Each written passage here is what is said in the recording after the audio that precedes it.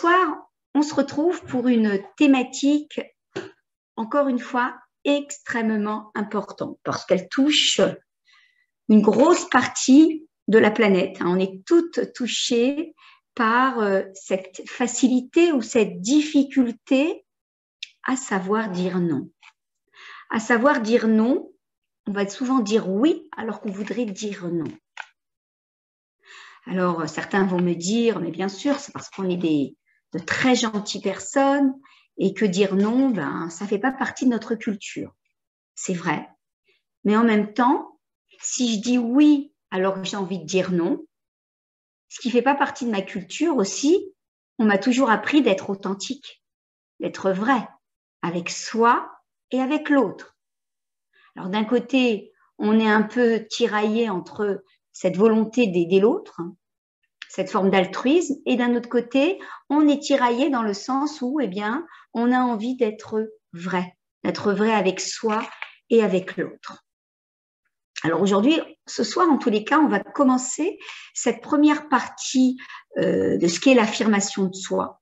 Il faut savoir que en cabinet, on reçoit des personnes qui viennent pour apprendre justement à être assertif. L'affirmation de soi, c'est savoir dire oui, savoir dire non à bon escient, et ils viennent nous voir pour justement les aider à pouvoir se définir. Vous connaissez cette phrase, il vaut mieux se définir que de se défendre.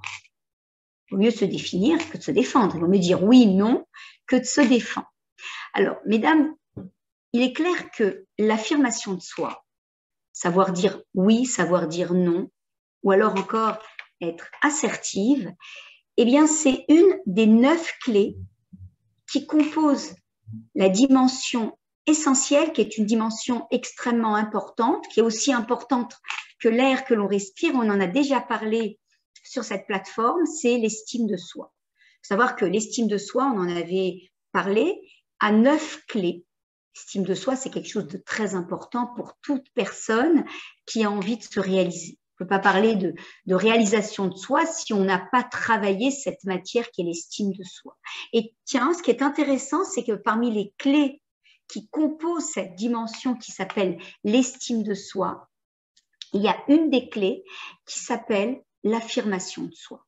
L'affirmation de soi, certains vont l'appeler l'assertivité, ou alors tout court, savoir se positionner, savoir dire oui quand j'ai envie de dire oui, savoir dire non sans aucun problème. Alors, pour démarrer cette thématique ce soir, je pense que ça va parler à beaucoup de personnes. En tous les cas, moi, à l'époque, ça m'a beaucoup parlé, ça m'a beaucoup aidé aussi. Parce que, j'avais du mal à parler, j'avais du mal à pouvoir prendre position. Et je pense que dans la vie, que ce soit en famille, que ce soit au travail, que ce soit dans son couple, on a besoin de savoir dire les choses. Alors bien sûr qu'il y a l'art et la manière de dire les choses. On peut dire beaucoup de choses et savoir les dire, ou dire peu de choses et ne pas savoir les dire. On va aujourd'hui revenir à la définition de ce qu'est l'affirmation de soi. L'affirmation de soi, mesdames, c'est en fait cette caractéristique qu'une personne a à pouvoir s'exprimer avec aisance autour de ses besoins, autour de ses sentiments, de ce qu'elle ressent, autour de ses pensées, tout cela sans anxiété. Tout ça sans anxiété, savoir dire oui, savoir dire non, mais attention, sans dénier les intérêts des autres. Ce n'est pas parce que je te dis oui ou je te dis non que ce que toi, admettons, tes intérêts ne me regardent pas. L'affirmation de soi, c'est le respect de soi, de ce que je ressens, de ce que je pense, de mes opinions et le respect de l'autre. D'accord ? C'est pas je t'impose ma façon de voir et ce que toi tu penses, je le rejette. Non, ça marche pas comme ça. C'est ça l'affirmation de soi. Alors, comme je viens de vous le dire, c'est réellement l'affirmation de soi, c'est définir son territoire, ses opinions, ses droits, parce qu'on a des droits, on a des devoirs aussi. C'est savoir dire non sans s'excuser. Vous savez, des fois on dit non, mais en fait, excuse-moi, c'est pas vraiment ce que je voulais, c'est pas vraiment, sans s'excuser, sans se sentir coupable. savez, certaines fois où on doit dire non, mais on se sent mal, on a du mal à le sortir et on se sent tellement coupable une fois qu'on l'a dit. Mais non, savoir dire non sans sentir de culpabilité. D'un autre côté, on pourrait penser que s'affirmer, c'est une façon de vouloir gagner à tout prix. Quand on dit je m'affirme, on a l'impression que derrière cela, c'est en fait, eh bien, je prends le pas sur l'autre, je gagne l'autre, je force la main à l'autre, alors qu'en réalité, l'affirmation de ça, c'est pas du tout ça. Comme je viens de vous le dire tout à l'heure, l'affirmation de soi, c'est être juste avec soi et avec l'autre. Être vrai, être authentique. Ça, c'est le premier point. Pour celles qui aiment l'authenticité, on y est. C'est aussi, mesdames, être responsable, c'est sentir responsable, en fait, et assumer ses responsabilités. J'ai des responsabilités, je suis un être de communication, j'ai besoin de te communiquer mes ressentis, j'ai besoin que tu connaisses eh bien, le fond de ma pensée, sans que ça puisse te gêner et sans que ce soit difficile pour moi eh bien, de pouvoir te le dérouler. Et bien sûr, quand je suis dans cela, je suis beaucoup plus en capacité à accepter le non de l'autre. Si l'autre me dit non, eh bien, je suis beaucoup plus en capacité à accepter son non. Et ça crée une communication beaucoup plus fluide, beaucoup plus profonde avec l'autre. Ça, c'est la base, c'est la définition de ce qu'on appelle savoir s'affirmer, savoir dire oui, savoir dire non avec beaucoup d'aisance. Alors, j'ai choisi ce soir, pour pouvoir vous aider à rentrer dans le sujet, de prendre quelques exemples de vie pour que vous puissiez vous situer par rapport à l'affirmation de soi. Est-ce que je suis une femme affirmée? Est-ce que je ne le suis pas? Est-ce que je suis en route? Et pour ça, je vais vous donner certaines des caractéristiques et si vous êtes dedans, ben, c'est super, vous y êtes. Et si ce n'est pas le cas, eh bien, vous savez que à partir de maintenant, vous allez vous mettre à travailler dessus. Et vous allez voir que vous allez en ressentir de grands bienfaits et votre entourage aussi va apprécier ce changement et lui-même, parce qu'en fait, on sait que c'est très communicatif. Quand moi, je dis ce que je pense, mais dire ce que je pense, c'est pas je t'envoie à la figure toute la colère que j'ai. Non, dire ce que je pense, défendre mon territoire, eh bien, c'est quelque chose qui est très contagieux. Et ça aide justement les enfants, ça aide le mari aussi à s'ouvrir davantage, ça crée réellement des ponts au lieu de créer des murs avec l'autre. Et ça, c'est extraordinaire. Alors, je vais vous donner quelques exemples que j'ai notés qui vont vous aider à vous situer, mesdames. Par exemple, eh bien, j'exprime mes opinions devant n'importe quel interlocuteur, même ceux qui sont les plus hostiles. J'ai aucun problème. Je dis ce que je pense, je fais ce que je dis et j'ai aucun problème. J'ai devant moi des interlocuteurs qui sont parfois hostiles et pour moi, c'est OK. Deuxième point, par exemple, d'une façon générale, je suis très à l'aise avec le face-à-face. Je n'ai pas de problème de parler face à face. Ça, c'est une marque, en fait, qui prouve que j'ai une facilité et je suis assertive. Par exemple, quand je ne suis pas d'accord, quelque part, je ne cherche pas le conflit, je cherche plutôt à trouver un compromis. Donc, qu'est-ce qu'on peut faire maintenant avec tout ça? Qu'est-ce qu'on peut faire? Tu n'es pas d'accord, je ne suis pas d'accord, mais qu'est-ce qu'on peut faire de tout cela? D'accord? Un autre point qui peut eh bien aussi vous parler, j'ose dire quand je ne suis pas d'accord. C'est pas je dis bon, allez, c'est pas grave, next, on passe. Non. Je le dis, écoute, là, sur ce point-là, je ne suis pas OK avec toi. Je ne suis pas OK avec toi. Et j'accepte que l'autre me dise, tu sais quoi, avec toi, Hana, je ne suis pas OK aussi. Et là, si vous voulez, il y a ce qui s'appelle eh bien, une facilité à écouter, à dire non et à écouter le non. Je défends mes droits, ça aussi c'est un point important, je défends mes droits, je connais mes droits et quelque part, en défendant mes droits, je ne nuis pas à l'autre. Ce n'est pas parce que j'ai des droits que je suis là et j'écrase l'autre, parce que ça, ce n'est pas de l'affirmation de soi, c'est un abus de pouvoir. Pas la même chose. On va le décrire tout à l'heure, l'affirmation de soi. Regardez-vous parler. Est-ce que le plus souvent, quand vous parlez sans hausser la voix? Au contraire, vous avez besoin d'hausser la voix, comme si, quelque part, vous avez besoin qu'on vous écoute. Pourquoi est-ce que garder un ton, quelque part, quelque chose qui soit, eh bien, je ne sais pas si on dit ça unilatéral, un ton égal à lui-même, pourquoi j'ai besoin d'hausser le ton? Est-ce que j'ai besoin de revendiquer quelque chose? Est-ce que je dis souvent oui ou non?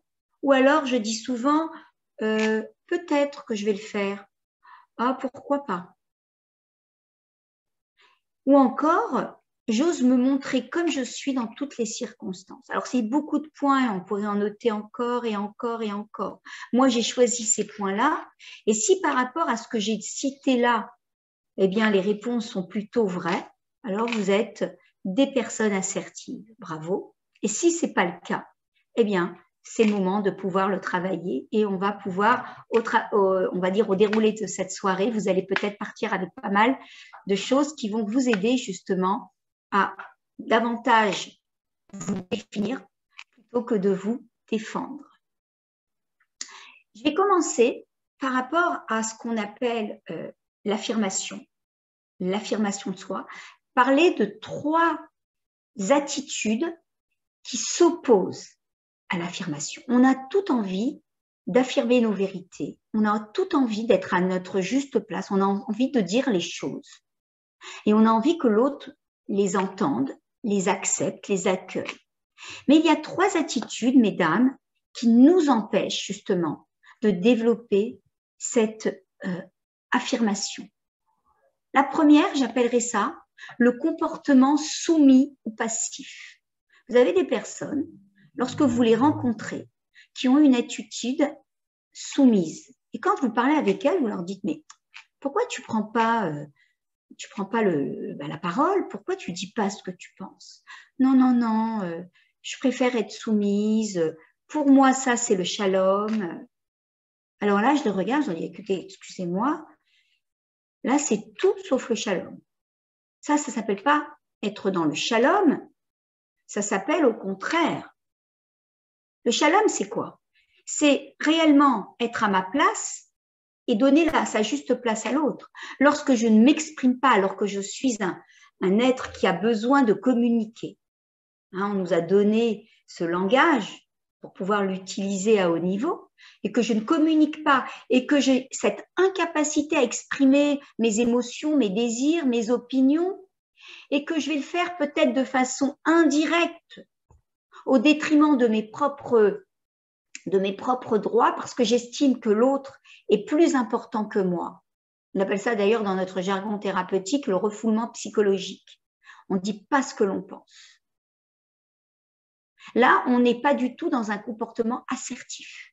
Il ne faut pas penser qu'une personne qui dit rien, qui est soumise, c'est une personne qui est affirmée. Loin de là. Ça, c'est le premier comportement que je voulais nommer. Le deuxième, mesdames, c'est le comportement agressif. Le comportement où on est toujours dans l'attaque. Le comportement où on est toujours dans l'attaque, c'est-à-dire qu'en fait, on manifeste ses droits, ses opinions, tout simplement au détriment des opinions de l'autre. Et on est souvent là à justement passer des messages comme celui-là. Moi, je pense ça et tu n'as pas autre choix que de l'accepter. On a peut-être déjà entendu cette phrase. Moi, je pense ça et c'est comme ça et c'est pas autrement. Donc ça, c'est un comportement agressif qui ne permet pas, mesdames, eh bien, de pouvoir développer cette capacité à s'affirmer. Je vous rappelle encore une fois que parmi les 9 clés qui composent l'estime de soi, cette dimension essentielle, vous avez l'affirmation de soi. Donc, vous comprenez bien que si vous voulez développer ce qu'on appelle l'estime de soi, ce qui s'appelle l'amour de soi, l'image de soi, la confiance en soi, vous êtes obligé de développer cette capacité à dire oui quand vous pensez oui, à dire non quand vous pensez non, à tout simplement être là, à pouvoir nommer ce qui est important pour vous, vos opinions, etc. Donc ça, c'est ce deuxième, on a vu le comportement soumis, on a vu le comportement agressif et un troisième comportement qui ne laisse pas de la place à l'assertivité, qui s'appelle, mesdames, le comportement manipulateur. Vous avez des personnes qui sont souvent malheureusement malhonnêtes, qui imposent leur opinion, qui imposent leurs droits, mais au détriment des autres. Et ils le font de façon un peu, d'une manière extérieure pour manipuler. Pourquoi je vous ai cité ces trois attitudes qui viennent en rupture face à l'assertivité? Parce qu'en fait, mesdames, ces trois attitudes, elles vont développer ce qu'on appelle les 3 R. 3 R, R comme ressenti, R comme revanche et R comme remords. Ça veut dire que quoi? C'est-à-dire que quand je ne vais pas dire pleinement ce que je pense, ben je vais avoir une frustration à l'intérieur de moi. Je vais me sentir frustrée. D'ailleurs, cette partie-là que je vais mettre de côté, qui aurait voulu s'exprimer, ben un jour, elle va me faire la peau. Elle va ressortir au mauvais moment et à la mauvaise personne et je vais exploser. Donc, je vais avoir des ressentis que je vais garder dans mon congélateur bien gardé de côté, mais qui ressortira parce que je vous l'ai souvent dit, le cerveau, il n'oublie rien. Il n'oublie absolument rien. On pense qu'il oublie, mais il n'oublie rien, mesdames. Donc, ressenti que je vais garder bien stocké à l'intérieur de moi dans ma mémoire à long terme. OK? Il va y avoir quoi? Ben, il va y avoir en fait la monnaie de la pièce, la revanche. Il ne faut pas penser que j'ai oublié, je vais passer à autre chose. Si j'ai ressenti, on ne m'a pas laissé m'exprimer, je n'ai pas revendiqué mes droits, j'ai dit non alors que j'aurais voulu dire oui, vous allez voir que quand vous allez le faire, même après, vous n'êtes pas bien. Donc, automatiquement, il y a une revanche. Vous allez peut-être partir et manger une tablette de chocolat. Ça peut être ma revanche. Ou alors, vous allez peut-être exploser à la première personne, au mauvais moment et à la mauvaise personne. Vous allez peut-être développer, en termes de revanche, de la culpabilité. Vous allez vous en vouloir. Et troisième étape, eh bien, vous allez développer ce qu'on appelle du remords. Parce qu'en fait, il faut savoir que le remords, c'est quelque chose qui tue. C'est quelque chose qui est extrêmement difficile à vivre. Donc, si on a envie de couper avec ces 3 R, ressenti, revanche et remords, il va falloir justement rentrer dans une attitude adulte, une attitude où, eh bien, je me sens libre d'exprimer mes opinions et que je ne sois pas dans une attitude de soumission, une attitude d'attaque ou une attitude de manipulation. Pourquoi? Parce que là, je suis dans mon cerveau reptilien. Vous savez que vous avez un cerveau triunique, mesdames, un cerveau à 3 étages. Le cerveau le plus archaïque, c'est celui qui se trouve là, c'est le cerveau reptilien, derrière là, la nuque. Et dans ce cerveau-là, ce n'est pas avec lui qu'on trouvera la solution, puisque là, on est dans des attitudes grégaires, des attitudes un peu archaïques. Hein. Le fait d'attaquer, c'est comme ce reptile qui attaque, c'est comme ce reptile qui, en fait, se fige, qui est soumis, et c'est comme ce reptile, en vérité, qui fuit, qui manipule. Donc, on est vraiment dans des attitudes qui sont contre-productives. Voilà. Donc ça, c'est 3 attitudes sur lesquelles il faut vraiment s'interroger, se dire, moi, la plupart du temps, je suis dans quelle attitude? Oui, mais on m'a expliqué qu'il fallait quand même qu'une Eshet Rahil, c'était une femme soumise, mais ça ne s'appelle pas être soumise. Ce n'est pas le mot Eshet Rahil, ce n'est pas ce qu'on attend d'une femme. Bien sûr qu'il faut savoir dire ce que l'on doit dire. Il y a la forme et il y a le fond. C'est clairement vrai. OK. Mais en même temps, on ne te demande pas d'être complètement battelle, complètement annulée et ne pas dire les choses. Pourquoi? Parce que ça aura un prix. Il y aura ce qu'on appelle un prix à payer. Et quand on développe justement cette surcharge, tous ces non que l'on n'a pas dit, tous ces oui que l'on a dit alors qu'on aurait voulu dire non, à un moment donné, on va exploser et on va dire un grand non à tout, à la vie, on va être dans un épuisement, on va en parler tout à l'heure. Est-ce que c'est OK pour vous? Alors, on continue. On va essayer de regarder en fait un petit peu l'origine de l'affirmation, du manque d'affirmation de soi. Alors, il y aurait beaucoup à dire à ce sujet. On pourrait revenir, par exemple, à des parents qui eux-mêmes étaient des personnes qui avaient beaucoup de mal à s'affirmer. Alors, c'est peut-être quelque chose qui est passé dans les gènes. Vous savez qu'on passe beaucoup de choses dans les gènes. OK. Mais moi, j'ai choisi de développer, parce qu'on pourrait rester toute la soirée à parler de toutes les origines qui font qu'aujourd'hui, je ne suis pas encore, je dis bien je ne suis pas encore, c'est pas que je ne suis pas. Je ne suis pas encore cette personne assertive que j'ai envie d'être. La première origine, je vais vous parler d'un syndrome. Peut-être que vous en avez déjà entendu parler.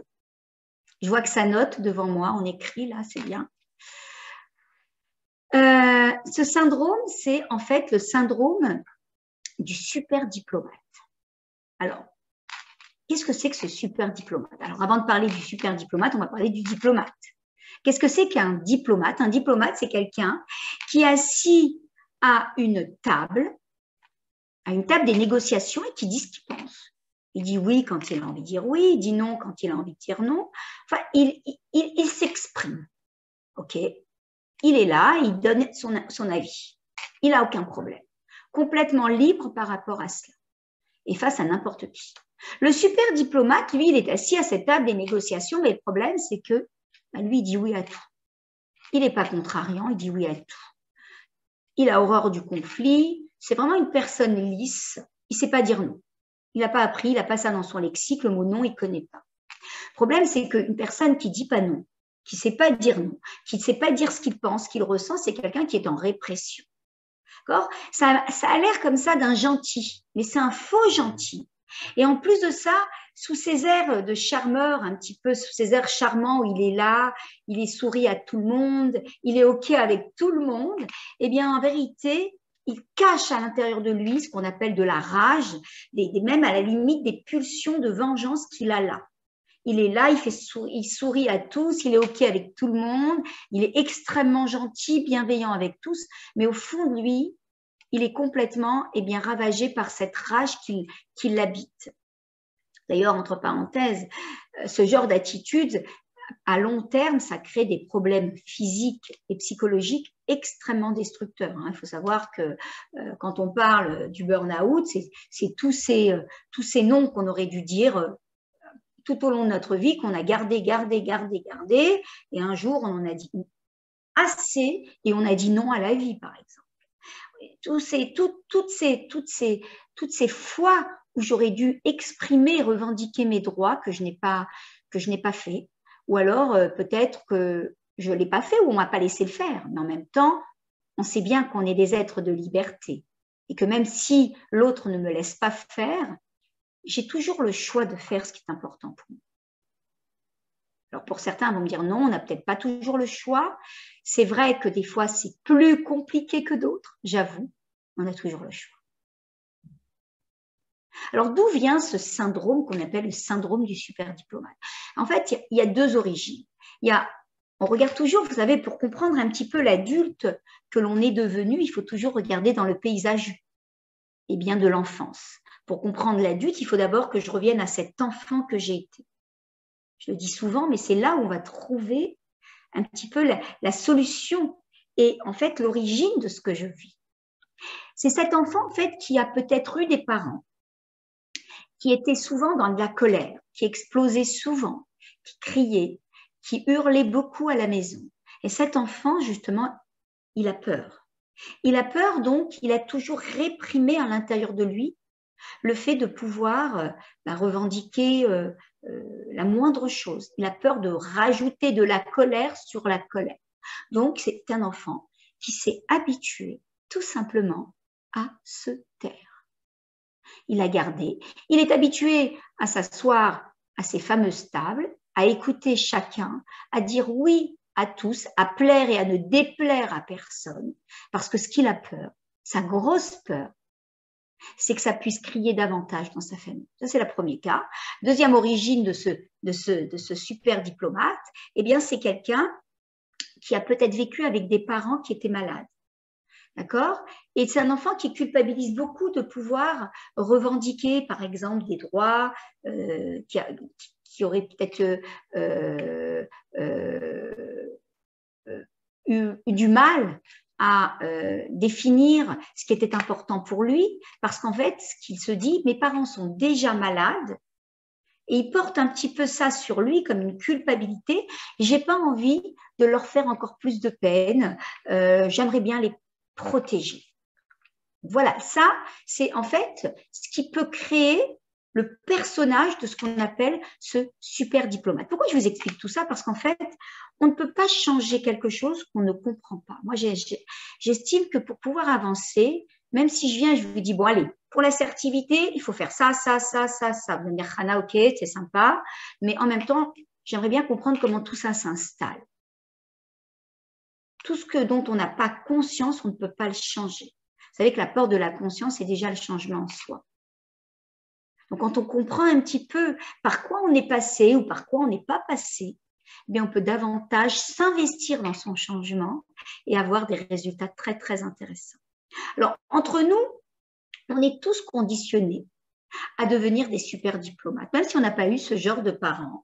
Aujourd'hui, au travers des différentes éducations ou apprendre, on nous a appris justement à toujours dire oui, parce qu'il fallait dire oui, que ça faisait de nous des petites filles très polies, ou alors au travers même de nos enseignements religieux qu'on a su prendre à notre façon, ou par exemple par rapport à tous les médias, tout ce qui passe autour de nous, eh bien on est tous appelés et conditionnés à devenir ces super diplomates. Il faut savoir que ce super diplomate, il a en lui 4 émotions très fortes. Il a de la peur. Cette peur, c'est quoi? Il a peur de perdre ce qu'il aime. Parce qu'en fait, en se revendiquant ou en nommant ses désirs, ses opinions, on va le lâcher. Et là, il a très peur de l'abandon. Il a peur aussi que, il y ait des éruptions volcaniques. Ses parents se mettent encore plus en colère. Et là, il a très, très, très peur. Donc, il se tait. Il a peur aussi peut-être d'être ridiculisé. La deuxième émotion, donc ça c'est la peur, la première. La deuxième, c'est la culpabilité. Vous savez, cette émotion qu'on appelle, cette émotion qui est une émotion d'autotorture. Cette émotion où, si je vais dire ce que je pense, je vais leur rajouter, ils vont être encore plus malades, ils sont déjà très affaiblis, etc. Donc, il est dans ce qu'on appelle une répression de soi. Il ne s'exprime pas.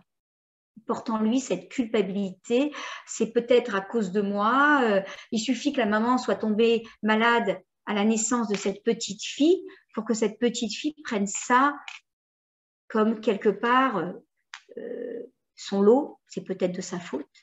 Donc, elle ne veut pas rajouter sur le lot de ses parents. Troisième émotion, cette personne, ce super diplomate, il a en lui ce qu'on appelle la honte. La honte, souvent,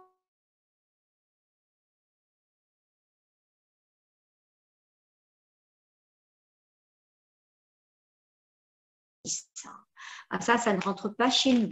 Oh, tu rigoles un peu trop fort, hein, ton rire est trop ostentatoire. Excusez-moi, est-ce que chez vous ça coupe de temps en temps? Donc cet enfant, qu'est-ce qu'il a? Il s'est habitué finalement à garder toutes ses émotions pour lui, ce soit la tristesse, la colère. Tu me parles Oui, ça bug de temps en temps. Ah. Alors, je vais regarder. Ça a été souvent que ça buguait?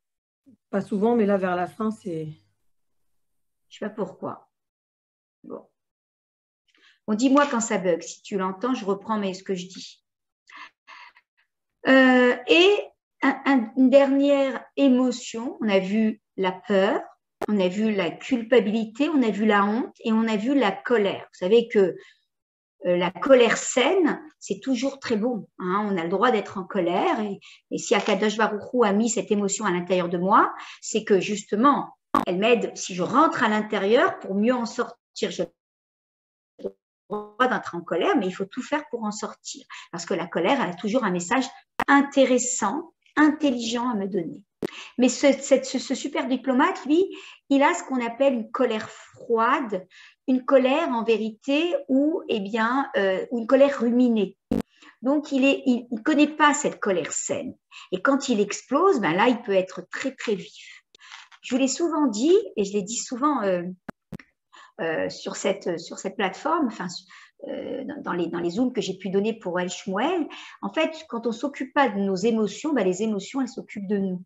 D'accord? Et il faut savoir, par exemple, qu'une colère qui est réprimée, qui reste à l'intérieur de nous, une colère froide, une colère ruminée, eh bien, a des conséquences très, très, très néfastes, et j'insiste, sur notre santé physique. On ne va pas rentrer sur cela, on n'est pas dans le sujet des émotions, mais elle est très importante. En fait, en 2 mots, ce super diplomate, en vérité, c'est quelqu'un de très sympa, comme ça, extérieurement, de très lisse, il ne fait pas de vagues, mais en vérité, c'est une cocotte minute sous pression.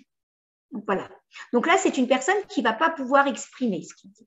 Et un dernier point, un dernier personnage, une autre origine, c'est en fait, vous le voyez dans notre éducation, on a eu tout un conditionnement. Je dis bien tout parce qu'on l'a tout vécu à un certain niveau. On a tout vécu un conditionnement anti-bonheur. Je vais nommer ce conditionnement anti-bonheur. C'est qu'on n'a pas appris à dire non et on n'a pas appris à entendre le non. Je vais m'expliquer. On va revenir à cette petite fille qu'on a été. Et on a toutes reçu, beaucoup d'entre nous en tous les cas, des messages comme « Écoute ma chérie, je t'aime si tu finis ton assiette. Je t'aime si tu me ramènes une bonne note. » Ou tout simplement « Je t'aime quand tu corresponds à mes attentes. » Donc en fait, moi, ce petit être en construction d'abord, qui a besoin d'amour, hein, c'est ma nourriture affective, c'est ma nourriture qui me permet de grandir. Qu'est-ce qui va se passer? Je vais m'habituer à dire oui à tout. Parce qu'en fait, j'ai besoin d'être aimée, donc le non ne rentre pas dans mon lexique, ne rentre pas dans mon langage. Le problème, c'est que avec le temps, je vais apprendre à faire et je vais oublier d'être. Je vais apprendre à faire et à faire et à faire et je vais oublier d'être. Tout ça pour acheter l'affection des autres. En fait, finalement, des fois, quand on se regarde adulte, on ne sait que faire. On n'a jamais le temps d'être. Et quand vous rencontrez des personnes en séance et vous leur dites « mais qui tu es toi? Ah, moi, je fais ça, je suis ça. » Je dis « mais qui tu es ?» C'est des personnes qui se définissent au travers de ce qu'elles font et pas au travers de ce qu'elles sont. Mais en fait, ce n'est pas de leur faute. Parce que nos cultures, nos éducations, en vérité, nous ont appris à mettre en avant le faire et beaucoup moins l'être. Donc, on va devenir finalement une machine à tout faire, je dis souvent, et à tout bien faire. Et ça va devenir la course. Et c'est pour ça qu'on a des femmes, j'allais dire des échetraïles, qui vont passer des journées entières à faire là, à s'occuper de la maison, à travailler à l'extérieur, à prendre des cours du soir, à aller faire du chesed à l'extérieur. Enfin, ils sont toujours dans le faire. Mais ils ont oublié une dimension, c'est l'être. Je dis souvent cette phrase, et pour ceux qui me connaissent, elles savent très bien que c'est ma phrase fétiche, c'est que, mesdames, on est appelés des êtres humains et on n'est pas appelés des fers humains. Notre valeur réside dans l'être. Et justement, quand on rencontre ces personnes, quand elles sont en colère, on leur dit « Tu vas bien ?»« Ah oui, oui, tout va bien. » Quand elles sont tristes, « Tu vas bien ?»« Ah ouais, tout va bien. » Elles sont toujours dans le oui, oui, oui et jamais dans le non, non, non. On pourrait très bien dire « Écoute, ce matin, je ne suis pas très bien. » Et c'est OK. Tu peux m'aider? Écoute, là, ce n'est pas le moment. Donc, si vous voulez, tout ça me fait accumuler des frustrations. Et un jour, qu'est-ce qui va se passer? Comme je vous l'ai dit tout à l'heure, vous allez crier un grand non à la mauvaise personne et au mauvais endroit. Vous risquez de tomber carrément en épuisement. Par exemple, je vais accepter l'invitation de la belle-mère alors que je suis fatiguée. On les répète souvent, hein. On invite souvent les belles-mères dans ces conférences. Ou alors, je vais accepter un travail beaucoup trop lourd pour moi. Et je sais qu'il est trop lourd. mais je vais être là la première à lever mon doigt. Ou encore, je vais répondre positivement à toutes les sollicitations extérieures, sans mettre de limite, de cadre. Ben, vous savez ce qui se passe dans ces cas-là? Eh bien, je suis assise sur une mine de non, et un jour, je vais exploser. Et c'est pour ça que quelque part, savoir dire non, c'est savoir reconnaître mes limites, les identifier, on va voir comment, savoir mettre un cadre. Et c'est parce que sinon, c'est une attitude usante et non productive que de savoir dire oui, oui, oui, je suis assis sur quelque chose qui s'appelle des mines. Et un jour, entre guillemets, tout ça va exploser. Si vous voulez, l'important, en fait, on nous a souvent mis en avant dans l'aide que je peux apporter à l'autre. C'est vrai que l'altruisme, c'est une valeur extrêmement importante. On doit être là pour l'autre. Mais en même temps, il faut savoir que je peux entendre le besoin de l'autre. Je peux entendre ton besoin. Tu as besoin que je vienne t'aider. J'entends ton besoin. Mais mesdames, je vais peut-être vous choquer en vous disant cela, mais je ne dois pas me sentir obligée de le satisfaire, ce besoin. Pourquoi? Parce qu'en fait, si moi, j'ai d'autres besoins, si par exemple, j'avais prévu de me reposer et que toi, tu m'appelles pour me dire « Rana, viens m'aider », et que quelque part, c'est le moment de ma sieste de la semaine, si j'ai besoin de ce repos pour démarrer ma semaine, je dois être en capacité à dire « Écoute, j'aurais bien voulu t'aider, mais là, c'est un moment important pour moi, j'ai besoin de me reposer. Si tu veux, je peux le faire après, ou alors je peux le faire dans la semaine. Est-ce que c'est OK pour toi ?» Parce qu'en fait, quand je dis oui à l'autre, la condition sine qua non, c'est que je puisse dire d'abord oui à mes propres besoins. Ça, c'est l'indice. Si c'est bon avant, donc c'est bon après. Donc, je répète, quand je te dis oui, il faut que d'abord mes besoins soient nourris. Alors, attention, je vois déjà des petites personnes qui sont là et qui me diraient, mais ça, Rana, c'est de l'égoïsme, c'est du nombrilisme. Non, non. C'est un parfait altruisme. Parce qu'en fait, vous allez peut-être aider votre camarade, mais vous allez rentrer épuisé. Sur qui vous allez tomber? Sur peut-être sur vos enfants, sur votre époux. Ou alors, eh bien, vous allez être là à démarrer la semaine et faire les choses pas comme vous le voudriez. Donc, beaucoup de culpabilité pour démarrer cette semaine. Donc, en fait, même si j'ai un élan de solidarité, ne jamais oublier une chose, mesdames. Et ça, je veux que vous l'entendiez. Ne jamais oublier que l'autre reste l'unique responsable de ses propres besoins. Je répète, parce que cette phrase, pour moi, elle est très importante. L'autre reste l'unique responsable de ses propres besoins. Ce n'est pas à vous à nourrir les besoins de l'autre. Vous pouvez l'entendre, vous pouvez lui donner un conseil, vous pouvez lui proposer votre aide au moment où c'est bon pour vous. Mais vous n'êtes pas tenu, vous n'êtes pas responsable de nourrir son besoin. Il n'y a que lui qui est en charge de ça. Donc, vous pouvez l'écouter sans se sentir obligé. Sinon, ce qui se passe, c'est que cette partie qui est à l'intérieur de vous, que vous avez réprimée, vous inquiétez pas. Elle n'oublie rien. Elle va se venger. À un moment donné, eh bien, elle va ressortir en boomerang. J'appelle ça être juste avec soi et avec l'autre. Et vous savez, quand vous faites ça, quand vous vous exercez à faire cela, eh bien, vous savez quoi? Vous êtes même en plus grande capacité à écouter le nom de l'autre. C'est formidable. Vous êtes en capacité, lorsque l'autre me dit non, j'ai compris qu'en fait, il ne me dit pas non à moi, il dit non à ma requête. C'est complètement différent. Vous savez, souvent, quand on vous dit non, vous le prenez comme ça en disant « Oh, il m'a dit non ». C'est comme si, en fait, il me niait. Quand on s'habitue justement à savoir se positionner, ce qui est juste pour moi, à savoir, à connaître ses besoins psychologiques déjà, à les connaître, à les nourrir. Et lorsque je réponds à l'autre oui, savoir que mes besoins sont nourris, parce que quand c'est bon avant, c'est bon après.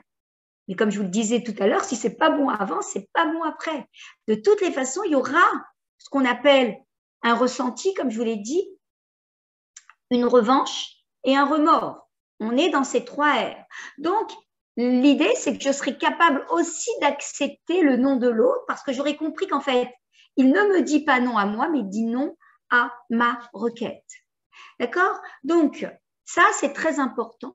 L'idée, c'est que d'une façon générale, on a tous envie d'avoir de bonnes relations, que ce soit dans le couple, avec nos enfants, avec nos belles-filles, avec notre entourage. Et l'idée, c'est que si on ne veut pas anesthésier la relation et se priver du bien-être que cette relation peut nous donner, il faut que chacun soit à sa juste place. Il est important de dire les choses. Alors, je vais vous donner en fait 4 clés qui vont résumer en fait ce qu'on vient de voir, 4 clés de l'assertivité. Rappelez-vous, l'assertivité, c'est l'affirmation de soi. La première, c'est être authentique, mesdames. On en a parlé ce soir, être vrai. Être vrai avec soi et avec l'autre. C'est s'écouter au lieu de se mentir. Mais non, je peux, mais non, je vais venir t'aider. S'écouter au lieu de se mentir. Admettons, votre belle-fille, elle vient, elle vous demande de garder les enfants. Et vous aviez prévu là de décompresser parce que vous avez eu une semaine harassante. Vous n'osez pas dire non, vous avez peur qu'on vous juge d'une mauvaise belle-mère et là vous dites oui, oui, oui. Alors que, en vérité, le fait d'être authentique, c'est de lui dire, écoute, ça m'aurait fait vraiment plaisir d'avoir les petits-enfants à la maison, mais tu sais, j'ai passé une semaine très compliquée. Tu sais quoi? On se fixe ça pour la semaine prochaine. C'est OK pour toi? Et là, c'est complètement différent.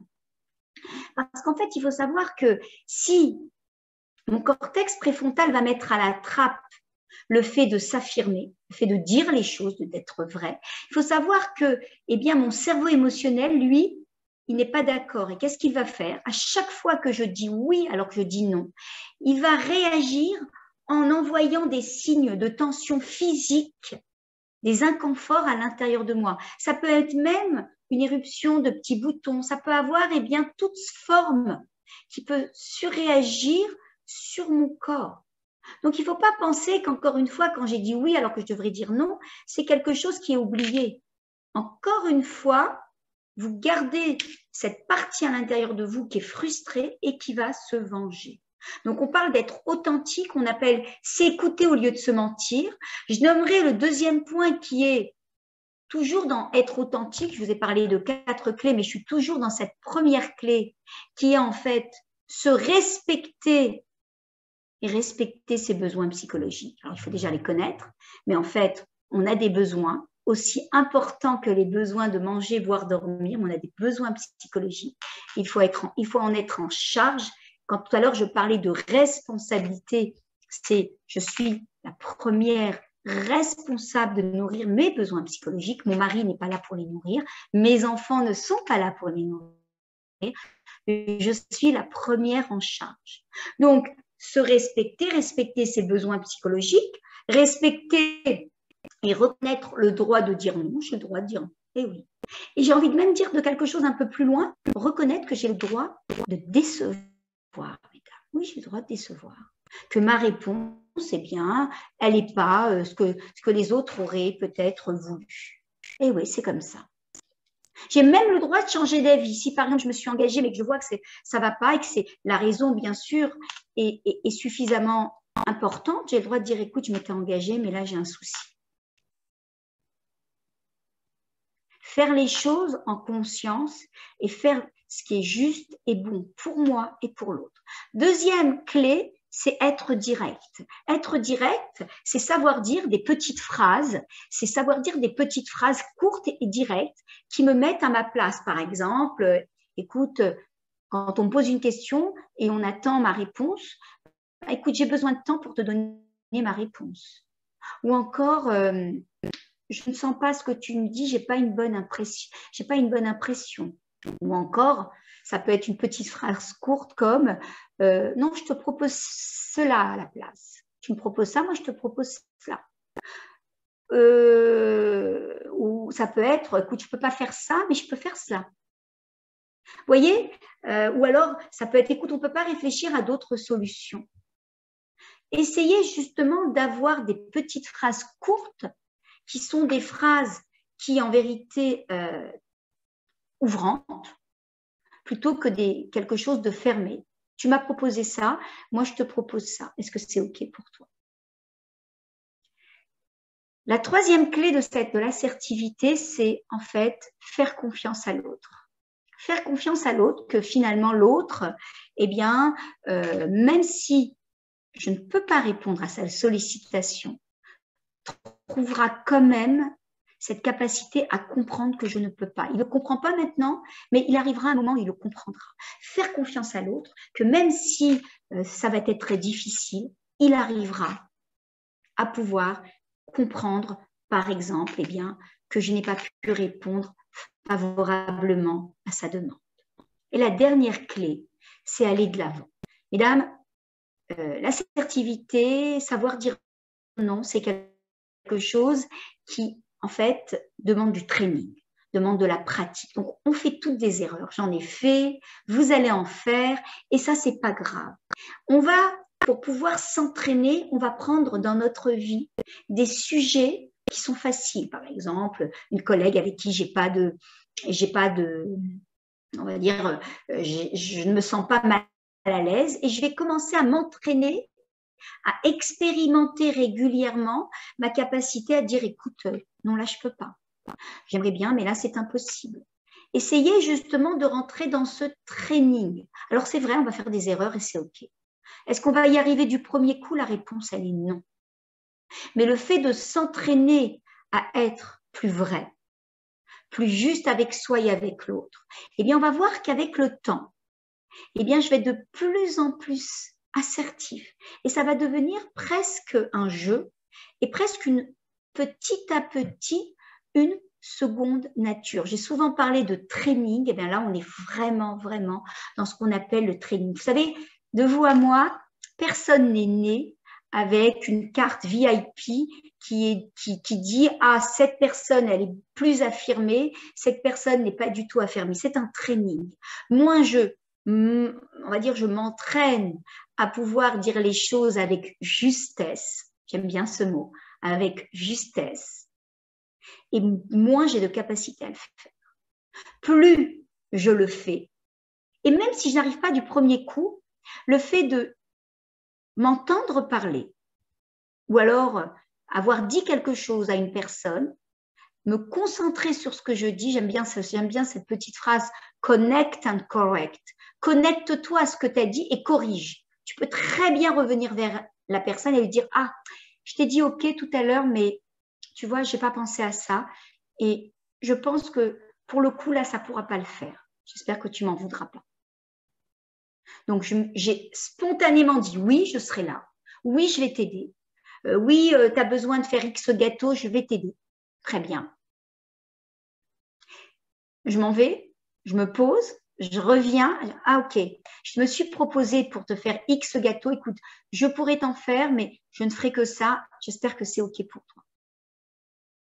Je me suis connectée à ce que j'ai dit et j'ai corrigé. Voilà comment est-ce qu'on travaille ce qu'on appelle l'affirmation de soi. Maintenant, je vais vous donner un dernier outil qui me semble très important. Pour les personnes qui ont envie d'avancer dans ce domaine, je pense qu'on a tout envie un petit peu de progresser. Je vais vous inviter à avoir sur votre cahier ou sur une feuille, prenez une feuille et faites en fait 4 cases. Vous allez voir, ça aide énormément. Vous allez pouvoir avancer. Et dans la première case, en titre, vous allez marquer situation. Par exemple, voilà, on m'a demandé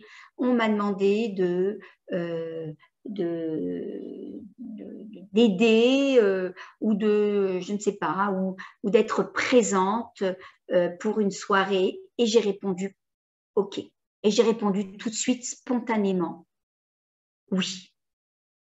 Oui, j'ai répondu oui. D'accord? Ça, c'est la première case. Donc, je décris la situation exactement, comment ça s'est passé, avec qui, comment, où. OK. Je fais une deuxième case, mesdames, et là, dans cette deuxième case, je mets les conséquences de ce oui. Quelles vont être les conséquences de ce oui? Les conséquences de ce oui, c'est que je vais bâcler les enfants, je vais les mettre au lit très rapidement. Je ne vais pas avoir le temps de parler avec eux. Je vais être très fatiguée le lendemain parce que le lendemain, j'ai une journée harassante au travail. J'ai des réunions très importantes. Je devais, je ne sais pas moi, je devais prendre le temps, j'avais prévu d'étudier avec mon mari ce soir, ça ne se fera pas. J'avais prévu de faire du tri parce que dans mon armoire, je ne m'y retrouve plus. Eh bien, ça ne se fera pas. Donc, quelles vont être les conséquences de ce oui? Je vais les nommer toutes ces. Écrivez-les. Je peux vous dire que quand vous écrivez, pardon, vous activez une partie de votre cerveau que vous ne faites pas même quand vous dites ça à l'oral. Écrivez. C'est super bon. Troisième case. Quels sont les besoins que vous avez bafoués?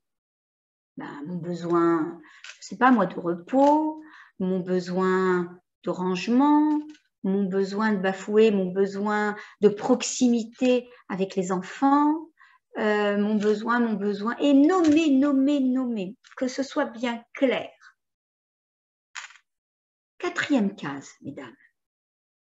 En répondant oui, à quoi moi j'ai voulu rester fidèle?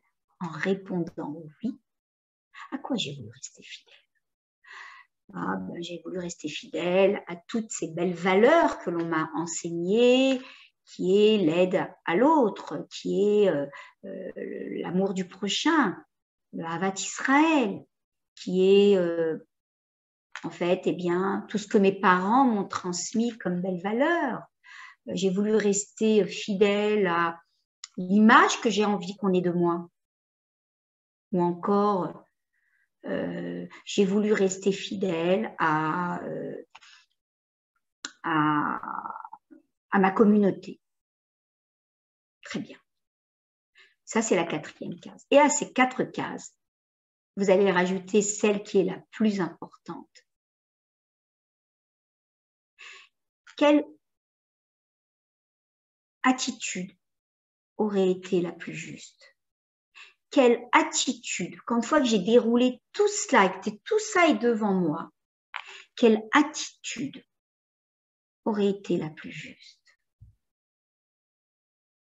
Là, vous êtes en train, en travaillant sur ce tableau à plat, de poser en vérité de la conscience. On ne change pas quelque chose, mesdames, dont on n'a pas conscience. Donc, vous êtes en train de développer de la conscience. Vous êtes en train de vous rapprocher de ce que vous voulez plutôt que ce que vous ne voulez pas. Ça, c'est top. Et là, justement, vous êtes en train, indirectement, de changer le prochain comportement. Je répète, la prochaine fois, est-ce que vous allez y arriver à 100% à dire ce non? Non, vous n'y arriverez pas. Ce sera beaucoup plus facile. Vous vous sentirez beaucoup plus dans vos droits. Et vous le ferez de façon la plus juste avec vous et avec l'autre. Et je peux vous dire que quand vous vous sentez dans vos droits, même les mots sont différents. Beaucoup, beaucoup plus doux avec l'autre. Vous n'êtes pas là réactive, vous êtes beaucoup plus finalement dans quelque chose de bienveillant, dans quelque chose de bon. Voilà, cet outil, il est très important. Ce tableau, faites-le, vous verrez qu'il va vous aider justement à pouvoir corriger petit à petit toutes ces fois où vous auriez aimé dire oui, vous auriez aimé dire non, pardon, et vous avez dit oui. Alors, je sais que cette thématique, elle est très importante et qu'elle touche une grosse partie d'entre nous. Je vous invite à réécouter peut-être cette capsule, cette conférence, parce que en écoutant ce soir, il y a beaucoup de choses qui vous ont peut-être intéressé, mais il y a peut-être beaucoup de choses qui vous sont passées à côté, qui sont importantes. Et c'est quand même, à mon sens, c'est une conférence, eh bien, on va dire, avec beaucoup de points importants. Je vous invite à revenir dessus et à la réécouter à votre rythme. Donc ça, c'est la première partie qu'on a vue ce soir, autour de cette dimension essentielle qu'on appelle l'affirmation de soi. La deuxième partie, c'est quand, Élodie? Normalement, c'est mercredi prochain, si Dieu veut. Mercredi prochain, on sera le 3, je crois. Très bien. Donc, je vous invite déjà, pour pouvoir continuer à reprendre tout cela, à faire de ça votre matière et pouvoir justement commencer à cheminer vers ce que vous voulez. Alors, vous le savez, je reste à l'écoute. Si vous avez des questions, je peux rester un peu plus là. Élodie, je ne sais pas s'il y a des questions. Pardon, c'est mercredi 2 mars. C'est mercredi prochain, mais c'est le 2 mars. Sait-on jamais. C'est mercredi, pas ce mercredi, mercredi d'après. Exactement. Tout à fait. Tout à fait. Dans une semaine et quelques. Voilà. Est-ce qu'il y aurait des questions? Je vais réactiver les micros pour celles qui veulent. Alors, une petite seconde. Par contre, Mme Cohen, vous devrez aussi réactiver votre micro. Il est pas activé, mon micro? Là, quand je vais réactiver, je change le statut, donc il faut que vous le réactivez après. Une petite seconde.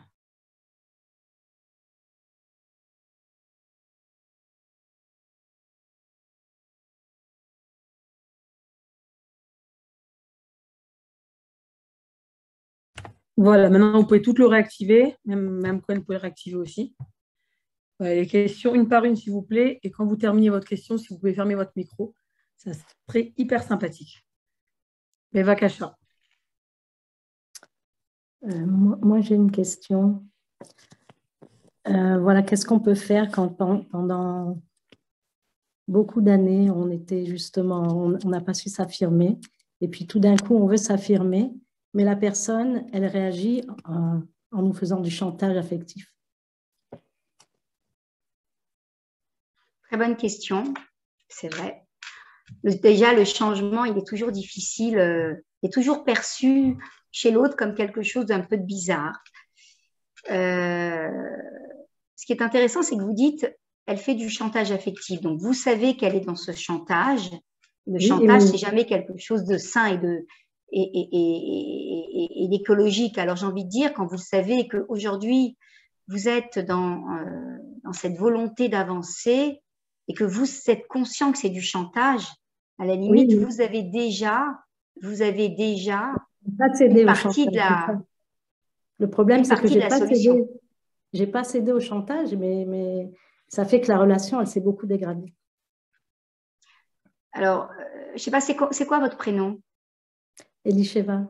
Elisheva. Alors, je pense que Elisheva, la relation, elle n'est pas très vraie dans ces conditions. Oui, exact. Excuse-moi, mais... Je suis consciente de ça aussi. Elle n'est pas très vraie. Il faut choisir des gens qui soient vrais et qui apprécient ton changement et qui sont là, justement, une vraie amie, une personne avec qui tu vas avoir de bonnes relations. C'est une personne, en fait, avec qui, qui va justement avoir une attitude qui l'aide à avancer et qui t'aide à avancer. Et si ce n'est pas le cas, il faut peut-être changer d'amis et ce n'est pas grave. Si la relation, elle se dégrade, il y aura peut-être d'autres personnes avec qui tu pourras cheminer, avec qui tu pourras justement lier des liens plus sains, à mon sens. Hein. Oui. Je sais qu'Elisheva, ça fait de la peine, mais rester dans une relation qui n'est pas saine, c'est aussi fréquenter des gens qui sont, entre guillemets, alors c'est un peu un mot qui va être fort, un peu toxique, et ça, c'est pas bon. Oui, d'accord, merci beaucoup. Plaisir. Là, on me demande comment faire pour ne pas avoir peur de la réaction quand on commence à s'affirmer. Tu as peur de la réaction de l'autre. Si tu t'affirmes, peut-être que tu as eu l'habitude de dire toujours, je ne sais pas, oui. Et là, d'un coup, tu te dis, je ne sais pas, je vais dire non ou je vais dire vraiment ce que je pense. Comment on peut faire si on appréhende et surtout comment faire pour le gérer aussi? C'est un peu la même chose, mais je vais t'expliquer. En fait, tu sais quand est-ce qu'on a peur du regard de l'autre? C'est quand on n'est pas sûr de faire ce qui est juste pour soi. Quand on est assis entre deux chaises, eh bien, on pense souvent que finalement, et qu'on n'est pas sûr de soi, on se dit, est-ce que je fais bien, est-ce que je fais pas du mal? Mais quand tu es convaincu que tu fais du bien et que la relation va être meilleure, ça va se bonifier, automatiquement, on a beaucoup moins peur que l'autre juge mon changement négativement. Les choses, elles sont beaucoup plus simples. C'est quand moi, je suis pas OK, je suis pas complètement assise dans mon changement. Et que finalement, l'autre, le regard de l'autre me fait peur. Mais si je sais que c'est juste pour lui, c'est juste pour moi. Et qu'au contraire, ça va même protéger la relation. Vous savez, regardez, faites ça, regardez mesdames, quand vous faites ça. Puis croisez vos bras. Et quand je vous demande de changer de sens, il y a un moment, on ne sait plus. On ne sait plus si on doit faire ça ou ça. Il y a un moment de frustration. Ben, c'est ce moment. Si je l'accepte, je suis dans le changement. Vous voyez, je vous dis, allez, on change de sens. On ne sait plus. Eh bien, si j'accepte ce moment de transition, c'est OK. C'est ce moment qu'il faut accepter, ce moment de frustration, d'inconfort. C'est OK? OK. Comment savoir qu'on ne fait pas quelque chose qui n'est pas juste pour soi? Tu parlais tout à l'heure de faire quelque chose quand on est juste. Et comment on sait des fois si c'est juste ou pas? Alors, très bien. Pour moi, mon indice est le suivant. Si mes besoins sont nourris et que je vais donner à l'autre, je suis dans cette forme de justesse. Ça veut dire que quoi? Comment sait-on si c'est juste et bon pour soi de dire oui ou de dire non? L'indice, c'est le suivant. Si c'est bon avant, c'est que c'est bon après. Comment c'est bon avant? Si j'ai pris soin de nourrir mes besoins. Je ne sais pas si j'ai répondu à ta question, mais pour pouvoir définir si quelque chose est juste, c'est si d'abord, je n'ai pas mis à la trappe mes besoins personnels. Encore une fois, mesdames, ça ne s'appelle pas du nombrilisme. C'est un parfait altruisme. Rappelez-vous, il y a une règle universelle qui est la suivante. Je ne peux pas donner à l'autre quelque chose que je ne me suis pas donné.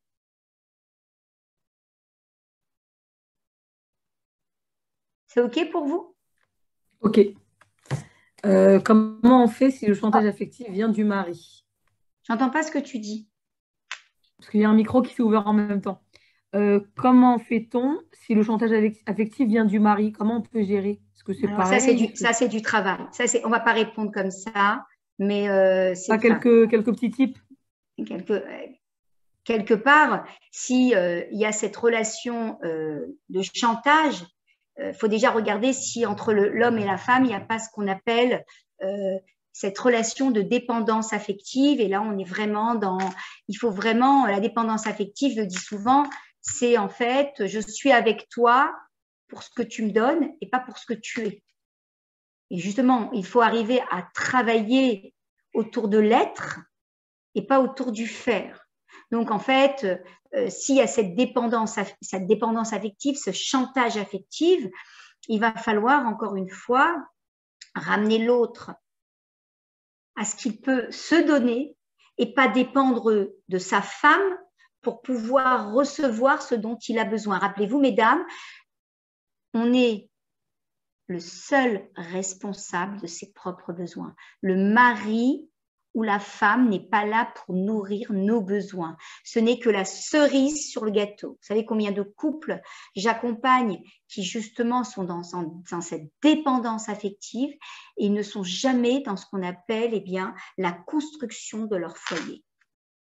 Ils sont là à attendre ce que l'autre peut leur apporter. Il y a une dame qui dit quand on a l'habitude de mettre à la trappe ses besoins personnels, on n'arrive plus à repérer ses propres besoins. C'est tout à fait, c'est vrai. Bravo. Entièrement d'accord. Eh bien justement, rien qu'en vous posant cette question, mais de quoi moi j'ai besoin? Et vous voyez, mais je sais pas qui c'est, mais moi ce que j'aime bien appeler par le prénom, mais ça n'a pas de. Quand par exemple j'ai envie de connaître mes besoins, je mets mes 5 domaines de vie sur la table et vous savez qu'on a 5 domaines de vie, mesdames. domaine personnel, de couple, familial, professionnel, relationnel. Et que je mets ça sur la table et que je mets des cases et j'écris en haut de quoi j'ai besoin pour être heureuse. Et que dans chacun de ces domaines, je mets 2 besoins, 2. Et que je m'arrange à les nourrir en arrosage automatique. Au début, ça va être un peu mécanique. Mais après, vous allez commencer à rentrer en contact avec vos besoins psychologiques. Vous avez des besoins physiques, mais vous avez des besoins psychologiques tout autant importants. Anna, comment sortir du cercle vicieux de la cocotte minute dont tu as parlé au début? Ah, très bien. Il va falloir que cette personne, elle revienne justement à cette conférence qu'on avait donnée, Élodie, sur tout le travail sur l'intelligence émotionnelle, sur tout le travail qu'on avait mis, je ne sais pas si tu te souviens, cette conférence qu'on avait donnée sur la gestion des émotions. Il y a un travail autour des émotions pour lâcher ces émotions. Vaincre le stress sans l'idée, ou lâcher prise. Enfin, je me rappelle comment Je t'entends pas. C'était vaincre le stress et l'anxiété. Enfin, je me rappelle plus dans quel. Il y en avait une aussi, c'était lâcher prise, non lâcher prise. Il y avait. De toute façon, à l'occasion, on en refera une sur les émotions propres, hein, sur vraiment tout ce qui tourne autour de l'émotionnel. Mais c'est une bonne question parce qu'il ne faut pas garder ça à l'intérieur de sa cocotte minute. Il faut lâcher, ce qu'on appelle faire une vidange émotionnelle. Parce qu'en fait, si on ne s'occupe pas de ces émotions, je le dis souvent, elles s'occupent très bien de nous. Et après, il va y avoir une surcharge. Et là, encore une fois, ça déborde. Il ne faut pas laisser justement nos émotions prendre le contrôle de notre vie. Et nous, on doit être toujours au contrôle de nos vies. Toujours. Elles ont un message intéressant à nous passer. Mais après, dès qu'on a pris ce qu'elles ont à nous dire, ces émotions, elles repartent d'où elles viennent. Mais je vous invite à regarder sur OL Shmuel les conférences que j'avais données. J'ai aussi une chaîne YouTube et je parle énormément des émotions. Voilà. Sur ma chaîne YouTube, vous pouvez y aller aussi. Ça peut être complémentaire. Hein. De toute façon, ça n'enlève rien à OL Shmuel. Il y a beaucoup de mais plus il y a Torah, mieux c'est, hein, que ça soit là-bas ou là-bas. Voilà. On a le même objectif. Donc, on a le même objectif et je suis d'accord avec toi. Donc là où on peut donner, moi j'aime donner, c'est ma passion de donner. Donc là où vous pouvez prendre, moi je vous donne ce que j'ai, c'est tout. Et je reste aussi, si vous avez besoin de moi, m'appeler ou me demander des conseils, avec grand plaisir. Mais ma chaîne, c'est Chana, CHA2NA. Il y a à peu près 120 capsules. Chana Coaching Neurosciences. Vous avez plein sur différentes thématiques. Voilà. Est-ce qu'il y a d'autres questions, Élodie? Alors, il y a des questions auxquelles je n'ai pas répondu qu'on m'a envoyé en privé, parce que je pense que c'est plus du domaine de privé, quoi. C'est pas très clali. Et je pense qu'il faut. Ça nécessite peut-être une séance ou quelque chose. Alors, je pense qu'on ne peut pas répondre de façon générale à certaines questions. Et aussi, voilà, je crois qu'on, pour le moment, j'aurai une dernière question. Comment arriver à dire non, surtout à la belle famille? On l'aime bien, la belle-mère, hein, la belle famille, la belle-mère, elle en prend plein sur la tête à chaque fois. Mais bon, c'est vrai que ce n'est pas toujours évident. Je suis belle-mère moi-même et je sais que ce n'est pas toujours évident. Comment savoir? Encore une fois, je pense qu'il y a le fond et la forme. Pour moi, c'est important. Encore une fois, quand on sait que c'est bon, ça protège la relation. Quand on sait qu'on est dans une forme de justesse, encore une fois, et qu'on sait que finalement, ça va rétablir ou ça va établir, pas rétablir, mais établir une relation saine, il est important, petit pas par petit pas, on ne va pas passer du jour au lendemain à venir et en étant, affirmé, défini dans ce que l'on veut, mais petit pas par petit pas. On va passer Shabbat chez la belle famille, tiens, qu'est-ce que je peux faire ce Shabbat qui soit différent du Shabbat il y a 15 jours que l'on a passé? En fait, c'est décider la petite action que je vais poser qui va me permettre de passer au niveau supérieur, mesdames. C'est ça, en fait. On va pas se repeindre en rose, hein, on ne va pas rêver. Mais on va essayer justement d'y aller petit pas par petit pas. On appelle ça la méthode Kaizen, la méthode des 5 P. Le plus petit pas pertinent possible qui me rapproche de mon objectif. Donc, pas vouloir faire tout. C'est comme je vous ai dit, vous n'allez pas pouvoir prendre toute la matière de ce soir, mais il y a les petits pas par petits pas. D'ailleurs, mesdames, si vous voulez partir et en mettre déjà, vous mettre en mouvement, déjà demain matin, vous devez vous lever et décider quelque chose. Ne cherchez pas à tout mettre en place. Un petit pas, une petite chose. Vous allez voir que ces petits pas vont vous amener à changer beaucoup plus vite que si vous vouliez monter l'Himalaya du premier coup. Tout ce qui s'installe sur la durée, c'est tous ces petits pas réguliers. Mais faites de cette matière quelque chose. Sinon, toute cette énergie que vous avez développée ce soir, ce moment de partage qu'on a eu, va s'évaporer en fumée. Rena, excuse-moi, 2 petites questions. Meryl, là, j'en ai beaucoup. Doit-on s'affirmer aussi avec ses parents? Oui, je pense que s'affirmer, c'est jamais quelque chose de négatif. Non, je ne sais pas. S'affirmer, ça ne veut pas dire manquer de respect.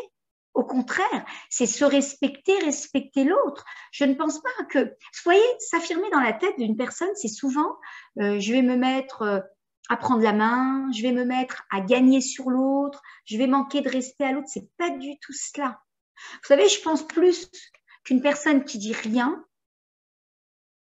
est beaucoup plus irrespectueuse qu'une personne qui va dire les choses au bon moment, de la meilleure façon, en étant le plus authentique possible, en cherchant, comme je vous l'ai dit tout à l'heure, à créer un pont et pas un mur. Tout ça, ça doit être nos intentions.